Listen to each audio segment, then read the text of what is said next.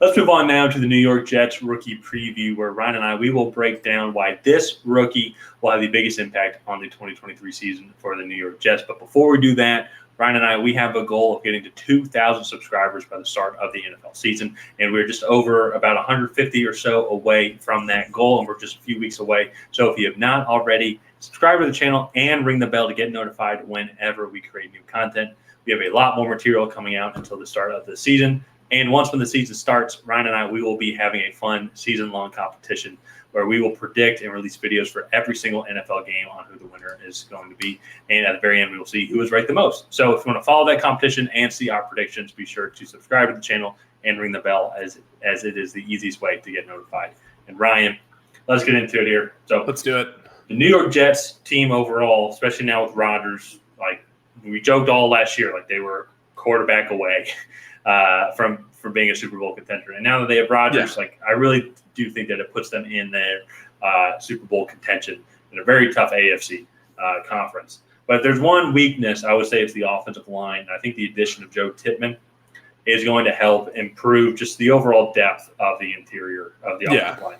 I think he can come in, potentially start at center right now. He is behind Connor McGovern.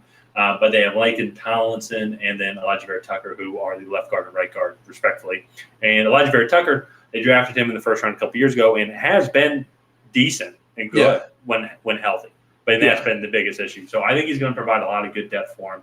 And I think he has the talent to grow. This was a good offensive line class just in general, and that includes the interior as well. And so you can put Joe Tippmann up there with John Michael Schmitz also on like some of the best centers coming out of this class. And so I think he's going to provide a lot of value, and if something happens to McGovern, or if there's an opportunity to start on the interior elsewhere, I think he's going to provide good protection to Rodgers. And at the end of the day, that's what Rodgers needs. And that's what this offense needs. Yeah, and that I think is why we think he's probably the most impactful, is because he will provide that security that they didn't necessarily have last year. Outside of their starting five, which I think by like week 4 was decimated. Yeah. They didn't have anyone to come in and fill those spots. I remember, I think it was the game at New England.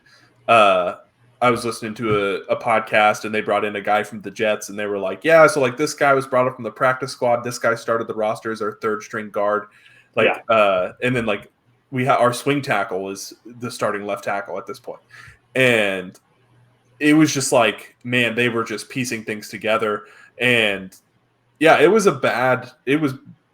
that, and then I guess the play of Zach Wilson was what kept them from being a true Super Bowl contender, because that defense, I mean, stifled everybody that they played.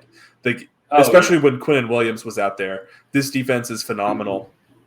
And so when trying to establish a consistent offense, even if they're just putting up like 24 points a game, like it all, to me, starts with that offensive front. Yeah. Well, because that right there, I mean, 3 touchdowns and a field goal. It's going to be hard to score 24 points against this defense, just in general.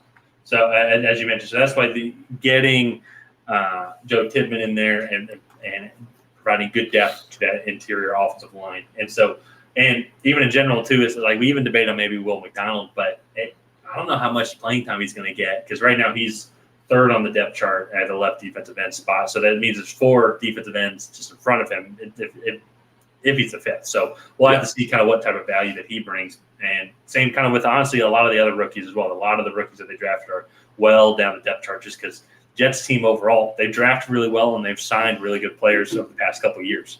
So this team's really good. I think they're primed for a good Super Bowl run. I think Rodgers has one more good year left in him.